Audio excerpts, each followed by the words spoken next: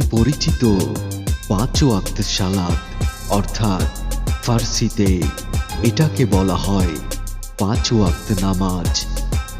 ওয়াক্তিয়া সালাতে আমরা মূলত আল্লাহর গুণকীর্তন করি এবং কিছু কমান্ডের দ্বারা প্রার্থনা করি এবং প্রতিজ্ঞাও করি, যেগুলো রুকু সেজদার মতো দেহভঙ্গির ধাপগুলোর মাধ্যমে করতে থাকি। অন্যদিকে সালাত মূলত দায়েমি অর্থাৎ সার্বক্ষণিক, অখণ্ড, নিরবিচ্ছিন্ন।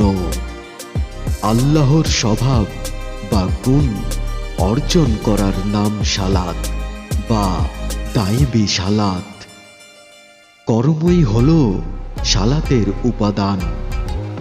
সমস্ত কর্ম সালাত মণ্ডিত করা।